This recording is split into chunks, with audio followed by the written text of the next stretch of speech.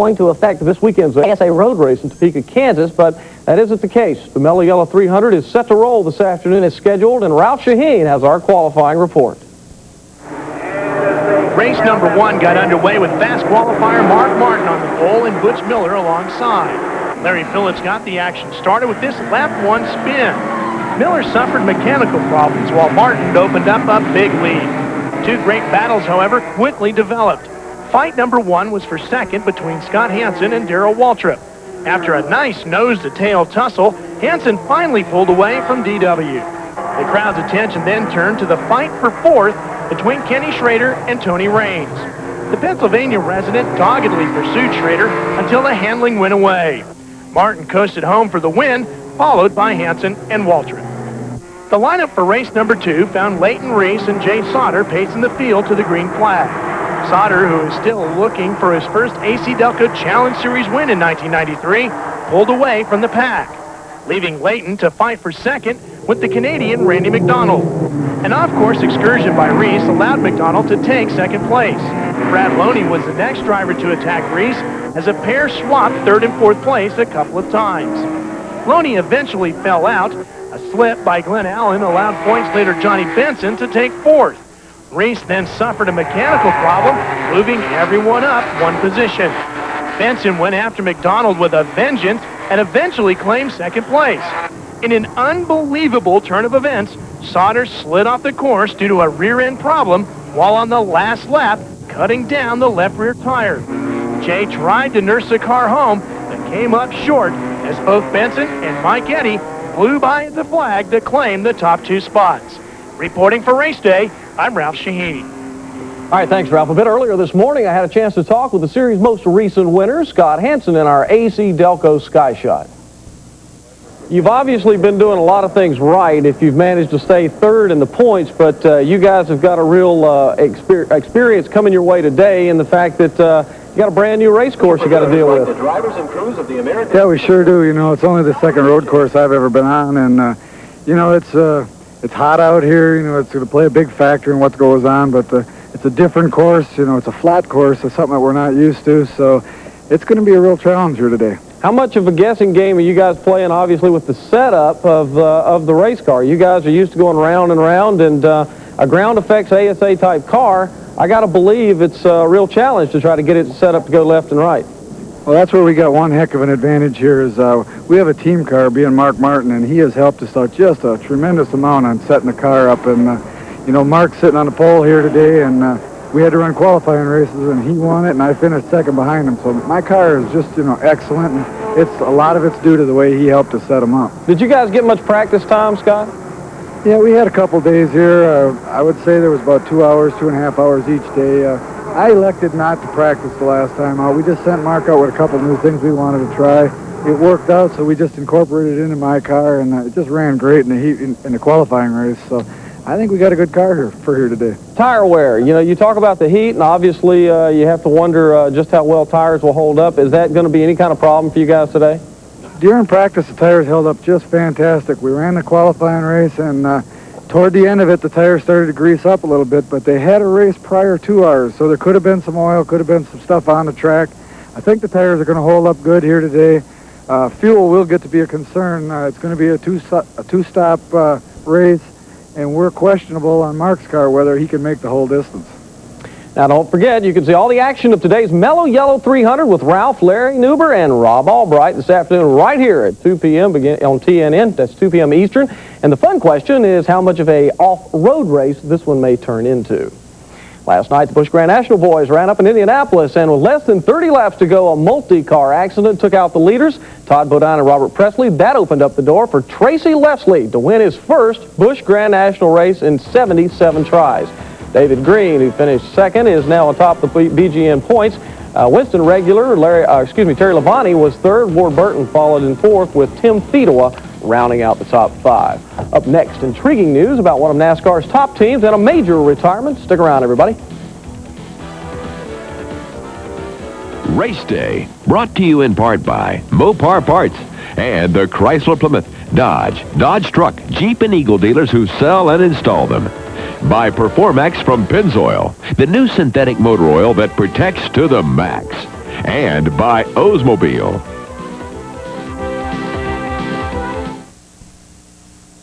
When Jiffy Lube says we've got experience, they mean it. They've got more trained technicians, more locations, and they've serviced more cars than any other fast lube. So what oil do they offer? The performance, protection, and quality of Pennzoil motor oil. Put their experience to work protecting your new car warranty. Do what most people do. Take your car to number one. Take it to Jiffy Lube. Drive in every 3,000 miles. The place, Lake Edna. The prize, the biggest in George Foreman's career. You and me, Beeler.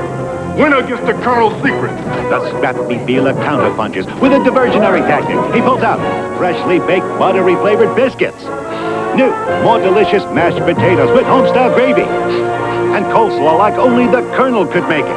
Side dishes as legendary as the Colonel's original recipe chicken. The chef looks distracted. I want these recipes too. Ever consider leasing a car? Fine. Let me tell you about Smart Buy. Take the Oldsmobile Achieva, the car that beat Honda Accord and Toyota Camry in an independent 100,000-mile test. And now you can buy an Achieva S for just $199 a month for 36 months. So stop by anytime. It's your choice.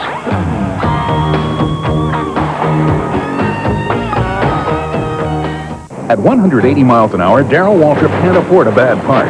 Ouch! Man, that hurt. Like you, I need quality parts at the right price. And at Western Auto, we guarantee it. You'll find thousands of top name brand parts, all backed by Western Auto's unbeatable everyday low price guarantee. Right? Right, DW. Pick up a Delco Freedom 60 battery at Western Auto for only $49.99. Delco batteries, it's like buying time. The right parts, unbeatable low prices. At Western Auto, we guarantee it. Right, DW. Welcome back, everybody. After a one-race trial for Robbie Gordon, Robert Yates Racing has reached back into NASCAR's ranks for a driver for the rest of the year. That man is Lake Speed. It's a win-win situation for Robert Yates Racing and for Lake Speed. And we can go out there and do well. It's like I told Robert, I said, I have more incentive to sit on the pole and win the race than he does. And we're going to go out there and give it the best we can possibly do and do the best job we can do. The former world karting champion has won Winston Cup victory to his credit and was available since his Purex sponsorship expired after Talladega. And what about next season? Get a load of this. Ernie Irvin has met with team officials and has been to Houston, Texas to meet with Texaco, but don't count this one as a done deal yet. Irvin is under contract to Morgan McClure Racing for the 1994 season. We'll, of course, keep you posted. One other NASCAR item, Stanley Smith, who was critically injured at Talladega last week, is slowly improving. The doctors have been optimistic, but he is still listed in critical but stable condition. Smith suffered a fractured skull in a multi-car wreck that sent Jimmy Horton out of the racetrack. Horton was not hurt. Smith is doing well enough by midweek that his daughter left his bedside to prepare to compete in the Miss Teen USA pageant. And we, of course, like to once again give you the address where you can send a contribution in memory of Davey Allison. It is the National Head Injury Foundation, 1776 Massachusetts Avenue Northwest, Suite 100, Washington, D.C., 20036. And those folks do a great job. The Winston Cup division is the only major series with the weekend off. The IndyCar series are at Roger Penske's beautiful Michigan International Speedway. And the Marlboro 500 is the only 500-mile show besides the one at Indy. And look who is sitting on the pole. None other than Mario Andretti, the 53-year-old, will be looking for his second win of the year. His teammate, Nigel Mansell, will be sitting beside him. Nigel looked like the man to beat until Mario went out. Arie Luyendyk, who is still looking for his first win of the year, will be on the inside of row number 2. To his right will be Raul Boesel. The Brazilian is also still in search of a victory. On the inside of row number 3 is one of the hottest drivers on the IndyCar circuit, Paul Tracy, who is coming off a win at his home in Toronto 2 weeks ago. And next to him, his fellow countryman, Scott Goodyear. He had a 9th place finish in front of the hometown crowd, also in Toronto. And also in Michigan this week, one of racing's most powerful men announced he's retiring at the end of the season. Ford's head of motorsports, Michael Kranifus, will retire at the end of this year. He has directed Ford's return to racing in the early 80s, and in fact, Ford is the only automaker currently involved in all 4 major forms of auto racing, both here and abroad. In a press conference yesterday, Kranifus revealed that he wants to either form an IndyCar team or a NASCAR team. And of course, we wish Mike well. And will Honda go IndyCar racing in the near future? According to Bobby Rahal, maybe not. The current series champ has been involved in testing the Honda power plant, but says recent efforts to get the sanctioning body to relax its rules about the number of teams that would have to be supplied with a motor have not gone well. Honda has said all along they had no problem supplying the 6 cars worth of engines in the second year. But, you know, the first year we had to do 3 cars and 2 teams was, you know, a requirement that no other engine manufacturer has ever had to fulfill.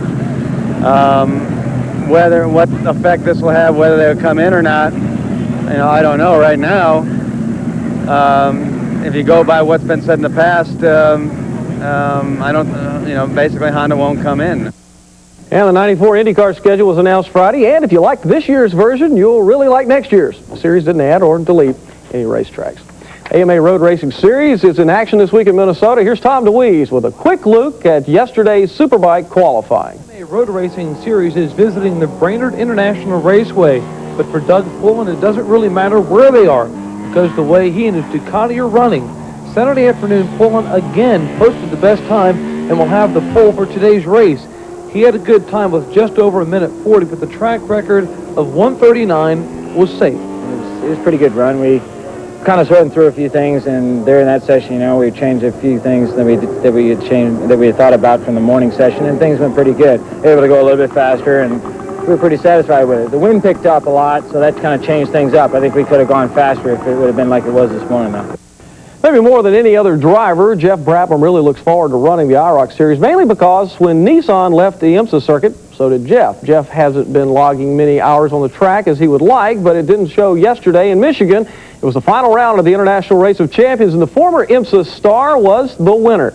He was followed home by Bill Elliott, second. Little Al was third. Harry Gant was fourth, and Dale Earnhardt, who was driving for the late Alan Kawicki, rounded out the top 5. Terry Labonte drove Davey Allison's car to a 6th-place finish, and that was good enough to take the championship. The prize money will go to a trust fund set up for the Allison children. Al Jr. was second, Elliott third, Ricky Rudd fourth, and finishing 5th in the Alan Kawicki car that was driven by Dale Earnhardt. That prize money will also be donated to a number of charities. Coming up next, news from NHRA as race day rolls on.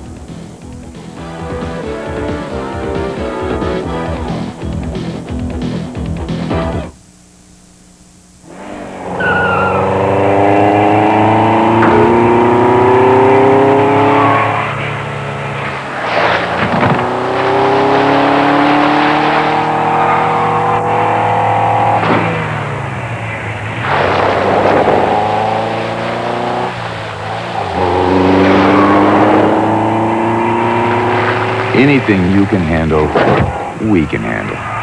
Yokohama High Performance Tires.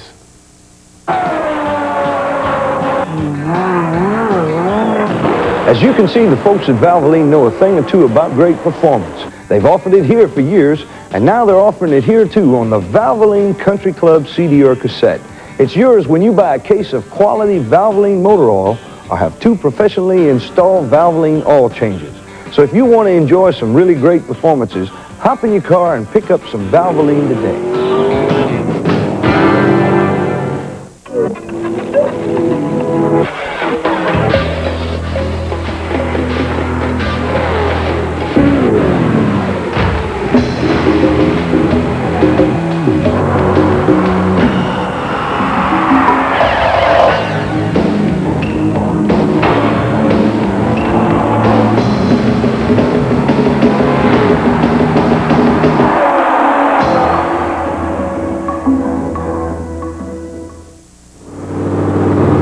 One use of STP fuel injector cleaner helps remove clogging deposits, and that should be of passing interest to a lot of drivers.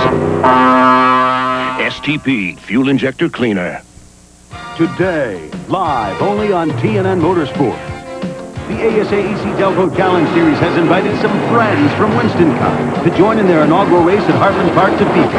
NASCAR's Mark Martin, a 4-time ASA champion, plus Darrell Waltrip, Ken Schrader, and Michael Waltrip join Mike Eddy and the rest of the ASA racing clan for a door-to-door tangle in Topeka. Play nice, boys. It's the Mellow Yellow 300 live today, only on TNN Motorsport. Country legend Ray Price. Oh, please. The great Ray Price, the Texas Connection from Fiesta, Texas. TNN Monday. Welcome back, everybody. Last week, it was the thin air of Colorado. This week, the NHRA tackles the dry air of Sonoma, California, where the Autolite Nationals are in progress. Here's a look at qualifying. The top qualifier in the Pro Stock division is Scott Jeffreyon. He had low ET of 7.162 and a top speed just over 193 miles an hour. Last year, Jeffreyon had no trouble making it to the finals but couldn't win. He's already got one win this year and is looking for more. John Forces won the last 3 Autolite Nationals, and today he'll be looking for number 4. He tied a track record with a low ET of 5.221, and he set a new track speed record with 286.62 miles per hour. And in the top fuel division, it's the senior statesman Eddie Hill. He's the top qualifier with a low ET of 4.922, but he wasn't the fastest man on the track. That honor goes to Pat Austin with just over 295 miles an hour. And our man on the scene, NHRA Today's Dave McClellan, has the enjoyable task of talking with the series' most recent top fuel winner, Mike Dunn, in our Rain-X Sky Shot. Pat, there is one team in top fuel racing that's got them talking to themselves. That's the La Victoria Salsa McGuire's Waxes entry of Darrell Gwynn, driven by Mike Dunn, the most recent winner on the national event trail at Denver. Michael, you guys have worked hard to achieve the goals you've reached so far. Yeah, we have. I mean, we had pretty much had a game plan coming into this year, and that was just to go out there and win some rounds and hopefully get better as the year progressed. And so far, I mean, we're right on track. We've been going the rounds in the early part of the season, and we had that little bit of time off, and we kind of regrouped and decided to make a couple just small changes and hope to be able to come away with a couple wins. And luckily, we were able to win the race in Denver last week. The bulk of your career has been spent in funny cars. You are a relative newcomer to top fuel. Do you like it? I still like those funny cars. I mean, you do more in those funny. These things, you just kind of, you're along for the ride. You just point them, and the funny cars, you get to drive them. But now that I've won a race, I kind of like this dragster a little bit better, and they're a lot more fun when they're on fire. Obviously, I mean, it's a lot safer, I think. 300 miles an hour is a goal of everyone. What about the Gwynn team? Our combination is set up to run 300 miles per hour. We're probably more along the lines of Eddie Hill, where it'll run the ET. It should run pretty consistent, but we're not going to run the big mile per hour, and we're not really going to try for that this year. Our goal this year, I mean, we should be able to run 290, 295, but we just want to keep winning rounds, and hopefully at the end of the year, have a shot at winning the Winston Championship. If we can do that, then we're going to be, plenty happy, and hopefully our sponsors, La Victoria, McGuire's, and Ken will all be happy too. Best of luck to you. Pat, that's the story from here at Sonoma and Sears Point International Raceway. All right, Dave, thanks very much. Could be all over today in IMSA. All over for Juan Fangio II, that is. The Camel GT Series is in Portland this weekend, and if the current prototype champion wins, he automatically clinches the Drivers' Championship again. And he will be in a good position to do so because he is starting today's race from the pole. The other Toyota, P.J. Jones, will be lining up next to him on the outside of row number 1.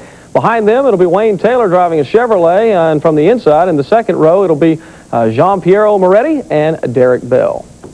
Last Sunday, Mother Nature threw us a curveball here at Race Day, and we were only able to tell you who won some of the big races from last weekend, but you deserve to see how they did it. We begin with a wrap of last week's sprint car action. Saturday night at Grass Valley, California, there was a youth movement in the NARC Series. Starting on the front row was 20-year-old Australian Robert Farr and 23-year-old Jason Lund. Off the green flag, it was Lund that took the early lead and managed to hang on to it for the first 24 laps. Behind him were a number of cagey veterans waiting for the rookie to make a mistake. But then with 6 laps to go, it happened. Lund cut a tire. But wait a minute. That's not a cagey veteran. That's a 17-year-old kid, Colby Weiss, taking the lead. As the crowd cheered the local favorite on, though, he was passed by Brent Kading. But wait, there was an accident. Dwayne Scott brought out the red flag, which set up a 2-lap shootout for the end. The odds were with Kading, but the fans were with Weiss, as he took the lead and stayed out front to become the youngest feature winner ever in NARC history. Behind Weiss and Kading was Bobby McMahon, Robert Farr, and Greg DeCaires. Now moving on to Rossburg, Ohio, where the Knights of the Round Racetrack would do battle for a shot at the King's Throne. It was Sir Charles Fisher that took the lead from the start, but this little mishap with Johnny Herrera getting sideways and collecting the likes of Danny Lasowski and Craig Keel brought the red banner out bringing action to a halt.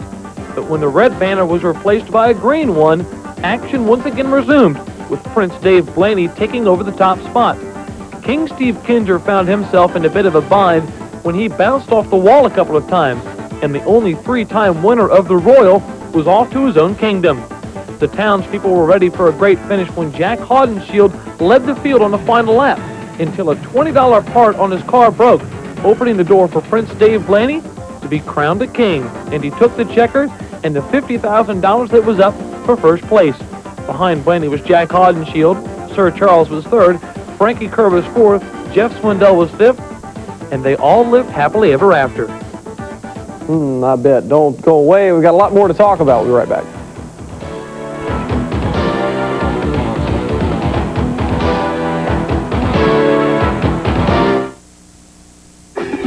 Monroe introduces road sensing technology.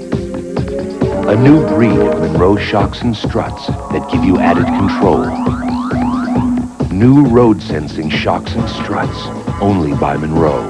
Designed to adjust automatically to give you added control without sacrificing comfort. Now comfort and control are automatic. New road sensing technology, only by Monroe.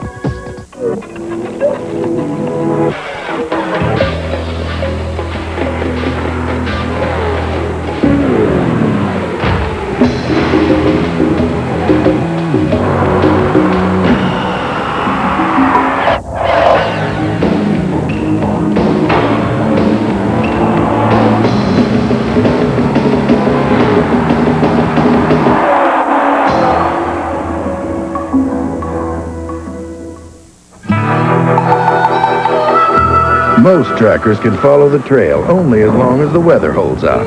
Unless it's a tracker spurred on with genuine AC spark plugs. AC plugs fire faster than lightning for performance so smooth, even the thunder claps. And that'll keep your engine on the trail to a longer life. AC Delco. It's like buying time. So better track down some AC spark plugs. One use of STP fuel injector cleaner helps remove clogging deposits. And that should be of passing interest to a lot of drivers. STP fuel injector cleaner.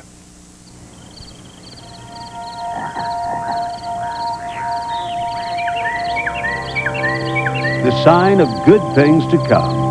TNN Outdoors, this Saturday and Sunday.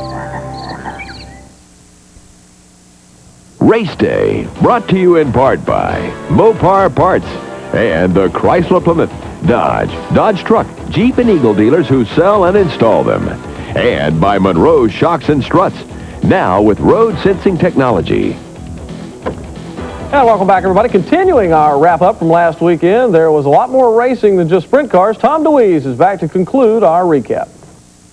Out west for the Winston West race, the two guys sitting on the front row, Bill Sedgwick and Robert Sprague, set the tempo early on that this would be a close race because their qualifying times were only 1/100th of a second apart.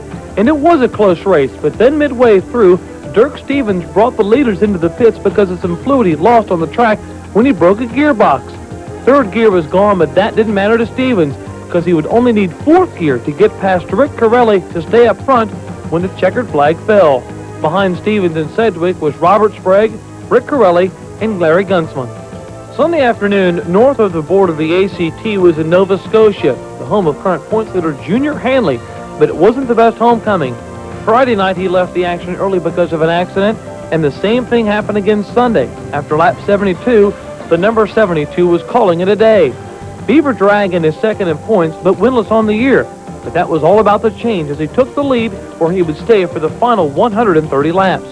Behind Beaver Dragon was Donald Forte, Dave Whitlock, Mike Whedon, and Brad Layton. Now switching from land to sea, the rough waters of the Columbia River was a concern to everyone going into the final run on Sunday. Two boats had already flipped during the heat races, but luckily no one was hurt. The championship run was tight from start to finish, with all of the boats running well, but Chip Hanauer conquered the field and the rough waters as he went on for his sixth win of the year and makes his move to run away with the championship. Behind the Miss Budweiser was Kellogg's Frosted Flakes, Miss T Plus, the American Spirit, and oh boy, Oberto. With only 2 more rounds to go in the season, the AMA Motocross paid a visit to Troy, Ohio, just outside of Dayton. In the 250 division, Mike Kudrowski is on the verge of winning a championship unless he could be stopped in Troy. The one who had the best shot and the most to gain was the kid's teammate, Mike LaRocco.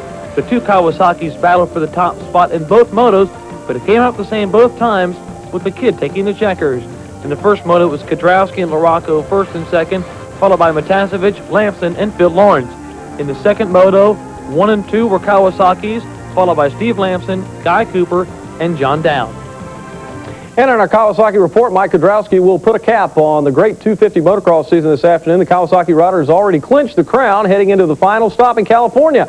The battle is for second, where Mike LaRocco has a slight edge over Steve Lamson. John Dowd and Jeff Stanton sit 4th and 5th. And tonight on Race Day, we'll talk with Kudrowski by satellite from the racetrack.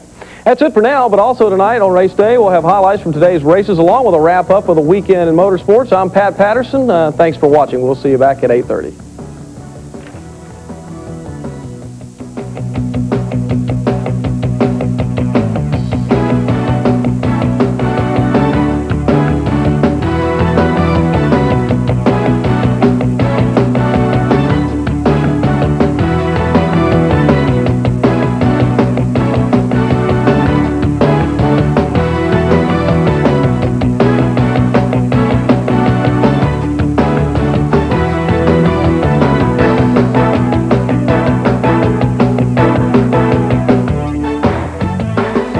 Communications provided by Racing Electronics, the official communications of Race Day. For a free catalog, call 1-800-272-7111. Equipment transportation provided by Isuzu Trucks, America's #1 selling low-cab forward commercial trucks. You'll get more payload, better maneuverability, and lower cost with a gasoline or diesel-powered Isuzu truck. And by Featherlight Trailers, the official trailer of NASCAR and major sponsor of the NHRA. Remember to call Featherlight for all your trailer needs at 1-800-800-1230.